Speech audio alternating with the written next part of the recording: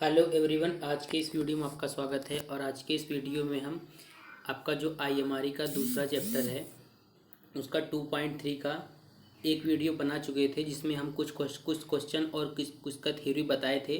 और आज के इस वीडियो में हम इसी चैप्टर से जो टॉपिक्स आपके बचे थे उसका केवल ऑब्जेक्टिव क्वेश्चन बताएंगे। थ्योरी बिल्कुल ईजी है, इसलिए आप अपने बुक से पढ़ लीजिए। तो जो बाकी क्वेश्चन है, चलिए हम उसको देखते हैं। अब हम आगे के क्वेश्चन देखते हैं। पहला क्वेश्चन है कि करंट ट्रांसफार्मर का उपयोग किया जाता है।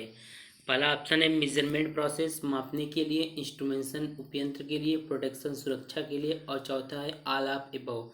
तो आपने पढ़ा होगा कि करंट ट्रांसफार्मर का प्रयोग जो होता है, ये करंट ट्रांसफार्मर जो होता है कि एक स्टेप डाउन ट्रांसफार्मर होता है। और इसका प्रयोग हम क्या मेजरमेंट के पर्पज से भी करते हैं, इंस्ट्रूमेंटेशन के भी और प्रोटेक्शन के भी। तो इसलिए इसमें आपका चौथा ऑप्शन जो है सही है। अब हम नेक्स्ट क्वेश्चन देखते हैं। नेक्स्ट क्वेश्चन कह रहा है कि निम्नलिखित में से किस ट्रांसफार्मर की सेकेंडरी वाइंडिंग को हमेशा क्लोज रखा जाता है। पहला ऑप्शन है स्टेप अप ट्रांसफार्मर, दूसरा स्टेप डाउन ट्रांसफार्मर, तीसरा पोटेंशियल ट्रांसफार्मर, और चौथा है करंट ट्रांसफार्मर। तो मतलब कि ट्रांसफार्मर की जो प्राइमरी वाइंडिंग होती है, मतलब दो वाइंडिंग होती है, एक प्राइमरी वाइंडिंग और सेकेंडरी वाइंडिंग। तो किस ट्रांसफार्मर की सेकेंडरी वाइंडिंग को हमेशा क्लोज रखा जाता है।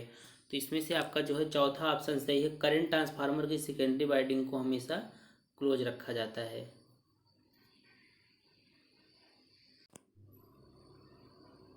अब हम नेक्स्ट क्वेश्चन देखते हैं। हमारा नेक्स्ट क्वेश्चन क्या कह रहा है कि करंट ट्रांसफार्मर का उपयोग किया जाता है, किस लिए किया जाता है।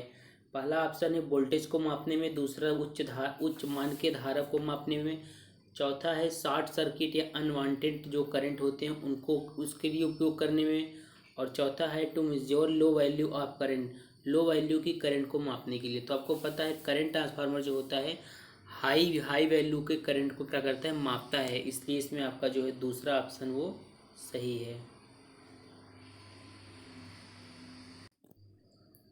अब हम नेक्स्ट क्वेश्चन देखते हैं। नेक्स्ट क्वेश्चन क्या कर रहा है कि करंट ट्रांसफार्मर के सेकेंडरी को संचालन मतलब ऑपरेट करने के दौरान हमेशा शॉर्ट सर्किट रखा जाता है। आपको पहले बता दिए कि करंट ट्रांसफार्मर की जो सेकेंडरी वाइंडिंग है उसको हमेशा क्लोज रखा जाता है। क्यों? क्योंकि यह पहला ऑप्शन दिया गया है कि avoid core saturation and high voltage induction, दूसरा ऑप्शन है is safe to human beings, तीसरा ऑप्शन है प्रोटेक्ट्स द प्राइमरी सर्किट, और चौथा ऑप्शन है to keep temperature within limits. तो करंट ट्रांसफार्मर को जो सेकेंडरी वाइंडिंग होती है उसको क्या करते हैं, ऑपरेशन के दौरान उसको हमेशा शॉर्ट सर्किट रखते हैं कोर सेचुरेशन और हाई वोल्टेज इंडक्शन से बचने के लिए। तो इसलिए इसमें आपका जो पहला ऑप्शन है वो सही है। अब हम नेक्स्ट क्वेश्चन देखते हैं। नेक्स्ट क्वेश्चन क्या कर रहा है कि करंट ट्रांसफार्मर है, इस क्वेश्चन के भी चार ऑप्शन दिए गए हैं। देखिए, पहला है series connected type instrument transformer, दूसरा है parallel connected type of instrument transformer, और तीसरा है series parallel connected type of instrument transformer, और चौथा है पैरेलल कनेक्टेड नॉर्मल ट्रांसफार्मर। देखिए, आपको पता है कि जो सीटी और पीटी होते हैं दोनों ही क्या हैं, आपके जो होते हैं वो होते हैं इंस्ट्रूमेंट ट्रांसफार्मर होते हैं। अब आपको पता करना है ये जो करंट ट्रांसफार्मर है वो सीरीज कनेक्टेड टाइप होता है या पैरेलल कनेक्टेड टाइप। तो जो आपका करंट ट्रांसफार्मर होता है वो series connected type instrument transformer होता है। इसलिए इसमें आपका पहला ऑप्शन जो है सही है।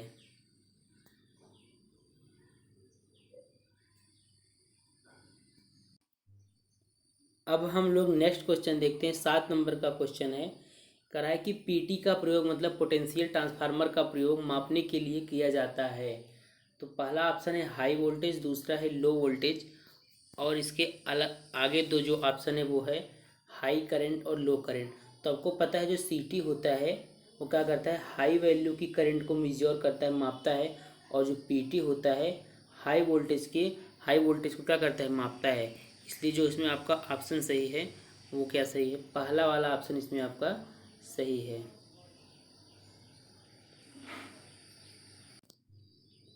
अब हम नेक्स्ट क्वेश्चन देखते हैं। 8 नंबर का क्वेश्चन है। 8वां नंबर क्वेश्चन कर रहा है कि पीटी का प्रयोग किसके साथ किया जाता है। पहला ऑप्शन है हाई रेंज वोल्ट मीटर, दूसरा वो लो रेंज वोल्ट मीटर, तीसरा इंटरमीडिएट रेंज वोल्ट मीटर और चौथा है high range volt meter, very high range volt meter. तो जो पीटी होता है आपका उसका प्रयोग हम करते हैं लो रेंज की वोल्ट मीटर के साथ, मतलब जो पीटी होता है उसका प्रयोग हम करते हैं लो रेंज की जो वोल्ट मीटर होती है उसके साथ हम पीटी का प्रयोग करते हैं, इसलिए इसमें आपका दूसरा ऑप्शन करेक्ट है। अब हम नेक्स्ट क्वेश्चन देखते हैं। अगला क्वेश्चन है 9वां नंबर क्वेश्चन कर रहा है कि potential transformer is similar in design to a kiss transformer, मतलब पोटेंशियल ट्रांसफार्मर जो होता है किस प्रकार के ट्रांसफार्मर के समान डिजाइन किया गया रहता है। पहला ऑप्शन है सीटी, दूसरा है स्टेप अप ट्रांसफार्मर, तीसरा है पावर ट्रांसफार्मर, चौथा है स्टेप डाउन ट्रांसफार्मर। तो जो पोटेंशियल ट्रांसफार्मर होता है वो पावर ट्रांसफार्मर के सिमिलर डिजाइन किया गया होता है, इसमें आपका तीसरा ऑप्शन करेक्ट है। अब हम नेक्स्ट क्वेश्चन देखते हैं। 10वां नंबर क्वेश्चन क्या कह रहा है कि पीटी का मतलब पोटेंशियल ट्रांसफार्मर का सेकेंडरी वाइंडिंग डिजाइन किया जाता है किस क्षमता के लिए, 220 केवी, 2.2 केवी, 1.1 केवी, 110 वोल्ट। तो आपको पता है कि जो पीटी होता है वो हाई वोल्टेज की वैल्यू को क्या करता है, मापता है। इसके साथ साथ पीटी का सेकेंडरी वाइंडिंग जो होता है वो 110 वोल्ट की क्षमता के लिए डिजाइन किया जाता है। आपका इसमें चौथा ऑप्शन जो है करेक्ट है। अब हम नेक्स्ट क्वेश्चन देखते हैं। 11वां नंबर क्वेश्चन क्या कह रहा है कि पीटी का सेकेंडरी ओपन सर्किटेड हो सकता है। पहला ऑप्शन है ट्रू, दूसरा फॉल्स। तो जैसा कि हमने भी पहले आपको बताया कि जो सीटी होता है मतलब करंट ट्रांसफर होता है उसकी सेकेंडरी वाइंडिंग को हम हमेशा क्लोज रखते हैं, लेकिन पीटी की सेकेंडरी वाइंडिंग को हम ओपन सर्किट रख सकते हैं, इसलिए इसमें आपका पहला वाला ऑप्शन जो है वो ट्रू वाला सही है। अब हम नेक्स्ट क्वेश्चन देखते हैं। 12वां नंबर क्वेश्चन कर रहा है कि थायराइड लाइटनिंग अरेस्टर में प्रतिरोध, पहला ऑप्शन है varies linearly with the applied voltage, दूसरा ऑप्शन है increase with the applied voltage, तीसरा है decrease linearly with the applied voltage, चौथा है is high at low current and low at high current. तो आपने पिछले सेमेस्टर में पढ़ा होगा लाइटनिंग अरेस्टर जो चैप्टर था उसमें आपने पढ़ा होगा थायराइड लाइटनिंग अरेस्टर। तो जो थायराइड लाइटनिंग अरेस्टर होता है उसमें क्या होता है, देखिए क्वेश्चन क्या कर रहा है, प्रतिरोध जो होता है थायराइड लाइटनिंग अरेस्टर में प्रतिरोध जो होता है हाई होता है। लो करंट पर जो प्रतिरोध होता है आपका लो करंट पर जो होता है प्रतिरोध आपका हाई होता है और हाई करंट पर क्या होता है, लो होता है, इसलिए इसमें आपका जो चौथा ऑप्शन सही है। Is high at low current, मतलब प्रतिरोध जो होता है हाई होता है लो करंट पर और जो प्रतिरोध होता है लो होता है और वो हाई करंट पर। अब हम अगला क्वेश्चन देखते हैं। 13वां नंबर क्वेश्चन है कि निम्नलिखित में से कौन वोल्टेज से अधिक बिजली के खिलाफ सुरक्षात्मक उपकरण है। देखिए इसका हिंदी थोड़ा कम समझ में आ रहा है इसलिए हमने इंग्लिश भी लिखा है।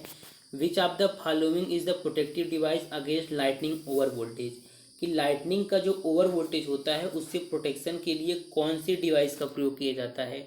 पहला ऑप्शन है रॉड गैप्स, दूसरा है सर्ज एब्जॉर्बर, तीसरा है हॉर्न गैप्स और चौथा है ऑल ऑफ अबव। तो इन सभी डिवाइसेस का इसका और इसका इन सभी डिवाइसेस का प्रयोग हम लाइटनिंग ओवर वोल्टेज से प्रोटेक्शन के लिए करते हैं, इसलिए इसमें आपका चौथा ऑप्शन जो है वो सही है। अब हम नेक्स्ट क्वेश्चन देखते हैं। 14वां नंबर क्वेश्चन है कि तड़ित निरोधक प्रदान करता है, इसके 4 ऑप्शन दिए गए हैं। पहला ऑप्शन है कि ए लो एम्पिडेंस मतलब कम बाधा path between line and ground during operation, मतलब तड़ित निरोधक जो है वो ऑपरेशन के दौरान निम्न प्रतिबाधा उत्पन्न करता है लाइन और ग्राउंड के मध्य। इसी प्रकार दूसरा ऑप्शन है हाई इम्पिडेंस उच्च प्रतिबाधा path between line and ground during operation, तीसरा है a low resistance path between line and ground during operation, चौथा ऑप्शन है a high resistance path between line and ground during operation.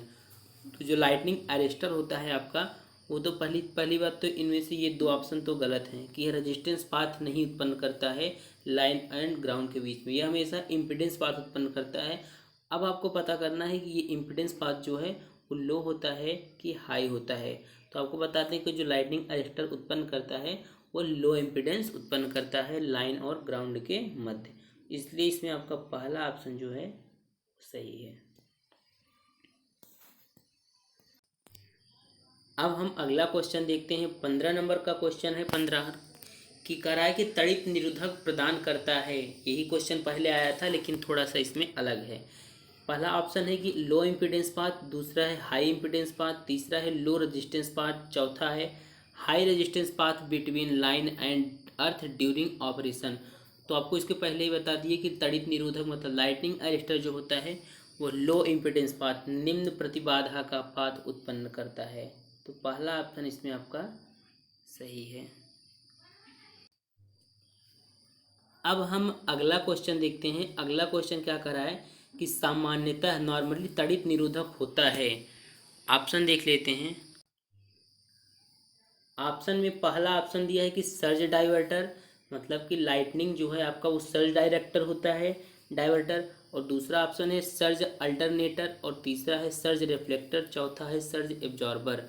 तो जो lightning arrester होता है आपको पता है कि ये क्या करता है कि जो लाइटनिंग होता है मतलब लाइटनिंग स्ट्रोक मतलब तड़ित आघात जो होता है उसको डाइवर्ट करता है भूमि में, जमीन में।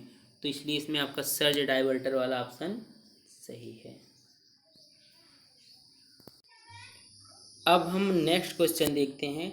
18वें नंबर का क्वेश्चन क्या कर रहा है कि डायरेक्ट तड़ित आघात मतलब डायरेक्ट लाइटनिंग स्ट्रोक व हाई वोल्टेज की तरंगों से सुरक्षा के लिए प्रयोग करते हैं। पहला ऑप्शन है कि ग्राउंड वायर, दूसरा है लाइटनिंग अरेस्टर, और तीसरा है lightning arrester and ground wire. तो पहली बात तो जो तड़ित आघात लाइटिंग स्ट्रोक होता है उससे सुरक्षा के लिए हम लाइटिंग अरेस्टर का प्रयोग करते हैं, लेकिन लाइटनिंग अरेस्टर और हाई वोल्टेज की तरंगों से सुरक्षा के लिए हम lightning arrester and ground wire का प्रयोग करते हैं। इसलिए इसमें आपका तीसरा ऑप्शन जो है वो करेक्ट है। अब हम अगला क्वेश्चन देखते हैं। अगला क्वेश्चन क्या कर रहा है कि तड़ित आघात से घूर्णन मशीनों की सुरक्षा के लिए हम उपयोग करते हैं। पहला है कि लाइटनिंग अरेस्टर प्रयोग करते हैं, दूसरा कैपेसिटर, और तीसरा है combination of lightning arrester and capacitor, और चौथा है लाइटनिंग कंडक्टर एंड अरेस्टर। तो तड़ित आघात से घूर्णन मशीनों के लिए मतलब जो रोटेटिंग टाइप की मशीन होती हैं उनकी सुरक्षा के लिए हम लाइटनिंग अरेस्टर के कॉम्बिनेशन का प्रयोग करते हैं और उस कैपेसिटर का प्रयोग करते हैं। इसलिए इसमें आपका तीसरा ऑप्शन जो है वो करेक्ट है। अब हम नेक्स्ट क्वेश्चन देखते हैं। नेक्स्ट क्वेश्चन आपका है एक सर्किट ब्रेकर है। पहला ऑप्शन है power factor correcting device, a device to neutralise the effect of transients, a wave form correcting device, और अगला जो ऑप्शन है वो आपका वो है कि एक करंट इंटरप्टिंग डिवाइस। तो जो सर्किट ब्रेकर होता है वो आपका क्या है, करंट इंटरप्टिंग डिवाइस है। अब हम नेक्स्ट क्वेश्चन देखते हैं। 21वां नंबर क्वेश्चन है। ये जो क्वेश्चन है सर, ये अभी के क्वेश्चन जो आ रहे हैं वो सर्किट ब्रेकर से लिए गए हैं, जो आपका HT-LT सर्किट ब्रेकर सिलेबस में दिया गया है उससे। तो जो SF6 गैस है उसके लिए है कि SF6 गैस इज मतलब SF6 गैस होता है। पहला ऑप्शन है sulphur fluoride, sulphur difluoride, sulphur hexafluoride, fluorine, और चौथा है सल्फर हेक्साफ्लोराइड। तो SF6 का एक हिसाब से पूरा नाम पूछ रहा है, तो सर SF6 का पूरा नाम आपको पता ही है कि सल्फर हेक्साफ्लोराइड होता है। अब हम नेक्स्ट क्वेश्चन देखते हैं कि SF6 गैस से ही रिलेटेड है कि SF6 gas is yellow in colour, colour में पीला होता है, has pungent odour, is highly toxic, is non inflammable. तो आपको बताए थे जो सर्किट ब्रेकर में SF6 गैस का प्रयोग किया जाता है वो आर्क को क्या करता है, क्वेंच करने के लिए, बुझाने के लिए प्रयोग किया जाता है।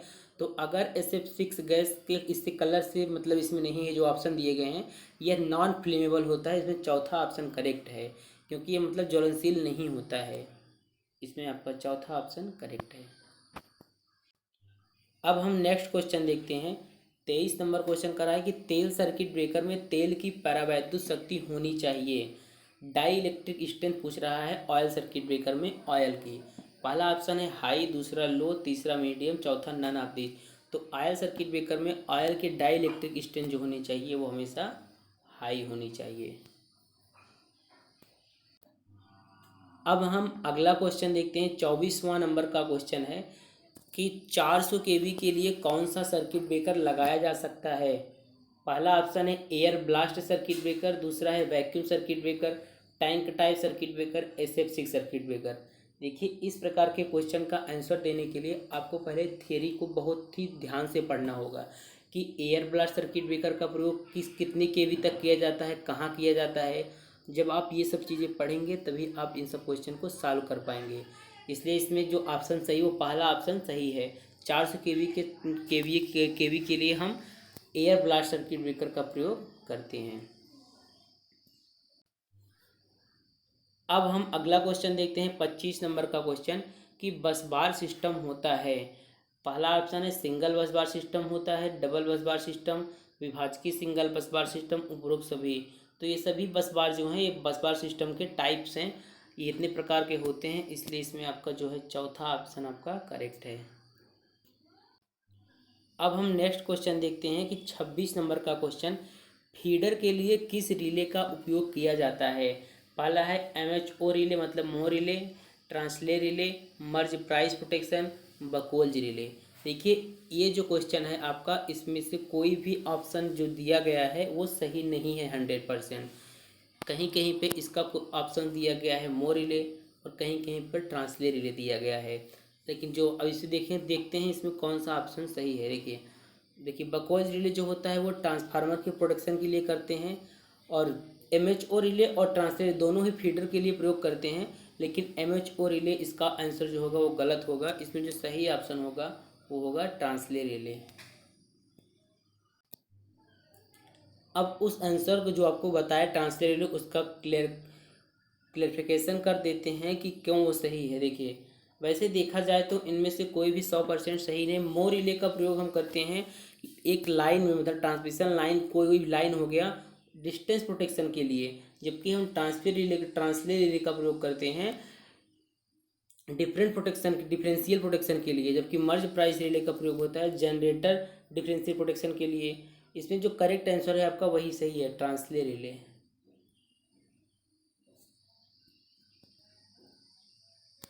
अब हमारा देखिए अगला क्वेश्चन है कि किस बस बार सिस्टम में सप्लाई की निरंतरता कभी ब्रेक नहीं होती है। मतलब कि कौन सा ऐसा बस बार सिस्टम है जिसमें क्या होती है आपका सप्लाई कंटिन्यू हमेशा रहता है। तो पहला ऑप्शन है सिंगल बस बार सिस्टम, दूसरा है डबल बस बार सिस्टम, तीसरा है डबल विभाजकीय सिंगल बस बार सिस्टम, और चौथा है उपरोक्त सभी। तो जो आपका इसमें सही ऑप्शन है, देखिए सिंगल बस बार सिस्टम तो नहीं हो सकता, क्योंकि अगर कहीं भी फॉल्ट हुआ या सिंगल है तो सीधा सप्लाई क्या होगा, ब्रेक हो जाएगा। डबल बस बार सिस्टम में ऐसा होता है कि 2 बस बार होते हैं, अगर एक में कोई फॉल्ट वगैरह आता है इसको मेंटेनेंस पर करके हम दूसरे से सप्लाई कंटिन्यू करते रहते हैं, इसलिए इसमें आपका जो है दूसरा वाला ऑप्शन जो है आपका सही है। अब हम अगला क्वेश्चन देखते हैं। अगला क्वेश्चन है कि प्लेट अर्थिंग में प्रयुक्त सामग्री है लकड़ी का कोयला, नमक अर्थिंग प्लेट, उपरोक्त दोनों, इनमें से कोई नहीं। आप लोग ड्राइंग पढ़ते होंगे तो इसका क्वेश्चन आसानी से दे देंगे कि प्लेट अर्थिंग में जो प्रयोग होता है वो लकड़ी का कोयला भी प्रयोग होता है और अर्थिंग प्लेट भी, इसलिए इसमें जो आपका सही ऑप्शन है वो दूसरा वाला ऑप्शन इसमें सही है। तो आज के इस वीडियो में इतना ही। अब आपका ये टॉपिक था 2.3 इंस्टॉलेशन चैप्टर का, ये ख़त्म हुआ। लेकिन कुछ बातें हैं जो आप बता देते हैं पहले सिलेबस दिखा के। देखिए, आप क्या काम करिए, सबसे पहले इसका सिलेबस उठाइए और जो मेंटेनेंस चैप्टर का हमने लास्ट वीडियो बनाया है, शायद वो 3.4 है, उसका चैप्टर उठाइए। तो उसमें से और इसमें से बहुत सारे टॉपिक्स मिलते हैं, इसलिए इसमें हमने बहुत ज़्यादा क्वेश्चन नहीं बनाया है। जैसे ये installation of power distribution transformer, ये क्वेश्चन उसमें भी है, ये टॉपिक उसमें भी है। LT स्विच भी है, ST-LT स्विच भी है। ये सब टॉपिक जो हैं तीसरे चैप्टर में दिए गए हैं, तो इसलिए हमने बस बार भी है, उसमें आइसोलेटर भी है, ग्रिड सब स्टेशन भी है। तो इन सब टॉपिक से बहुत सारा क्वेश्चन नहीं बनाया है, तो आप उस वीडियो को भी जाके देख सकते हैं। उसमें आपको बस बार से रिलेटेड, आइसोलेटर से रिलेटेड ज़्यादा क्वेश्चन मिल जाएंगे। तो अब अगले वीडियो में हम इसका 2.4 स्टार्ट करेंगे।